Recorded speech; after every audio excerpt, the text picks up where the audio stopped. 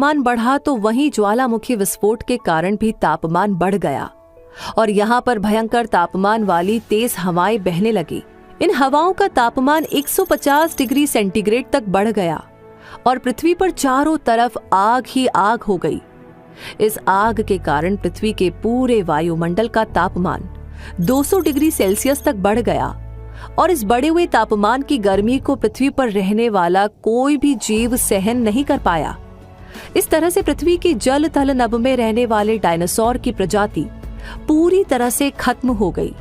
भले ही पृथ्वी पर कुछ सालों पहले जीवन ने जन्म लिया हो, लेकिन आकाश से आने वाली एक आफत ने लगभग सभी प्रजातियों को खत्म कर दिया।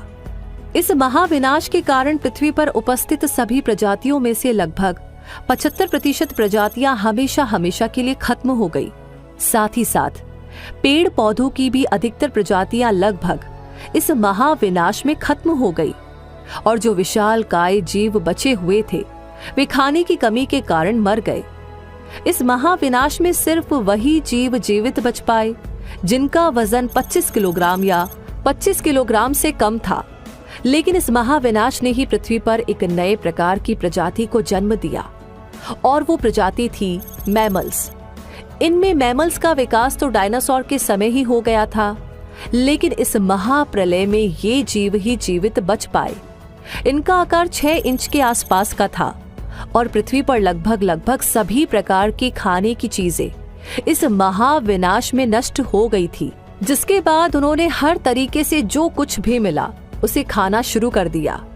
धरती एक बार फिर से फलने फूलने लगी और पृथ्वी पर एक बार फिर से पेड़ पौधों का विकास होने लगा। पेड़ पौधों के विकास से पर्याप्त मात्रा में खाने की उपस्थिति के बाद जीवों में आनुवंशिक परिवर्तन होने लगे और ये मैमल्स लगातार होते आनुवंशिक परिवर्तन के बाद प्राइमेट जैसी कुछ प्रजातियों में बदल गए। ये प्रजातियां अधिकतर पेड़ों पर ही रहती थी और हमेशा फल ही खाती थी। हजारों सालों तक इसी तरीके से रहने और पेड़ पौधों पर चढ़ने के कारण इन प्रजातियों में धीरे धीरे उत्परिवर्तन होने लगा, जिसके कारण इनकी पूंछ छोटी होने लगी और हाथ लंबे होने लगे। इस तरह से लाखों सालों की प्रक्रिया से गुजरने के बाद हमारे पहले पूर्वज यानी एप्स का जन्म हुआ। आज से 3 करोड़ साल पहले जब पृथ्वी पर ग्लोबल कूलिंग जैसे इफेक्ट बढ़ने लगे तो इससे पेड़ खत्म होने लगे और घास के बड़े बड़े मैदान बनने लगे।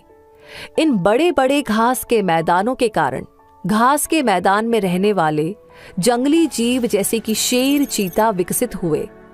हमारे पूर्वज अफ्रीका के जंगलों में रहते थे, लेकिन लगभग आज से 50 लाख साल पहले पृथ्वी के टेक्टोनिक प्लेट में परिवर्तन के कारण यहाँ पर एक नई पर्वत श्रृंखला का जन्म हुआ और इस पर्वत श्रृंखला के कारण यहाँ पर मानसून पूरे तरीके से खत्म हो गया, जिसके कारण यहाँ पर बारिश में बहुत ज्यादा कमी आने लगी और बारिश में कमी के कारण यहाँ के अधिकतर पेड़ पौधे सूख गए और ये इलाका धीरे धीरे रेगिस्तान में बदलने लगा।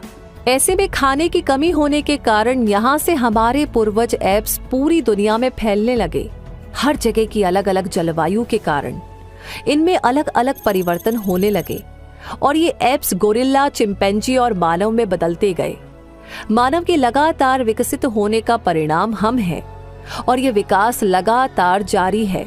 लगातार विकसित होते मानव के शरीर के कुछ अंग बिल्कुल भी काम आना बंद हो गए, जिसके कारण वे अंग हमारे शरीर से हमेशा हमेशा के लिए खत्म हो गए, जैसे कि हमारी पूंछ।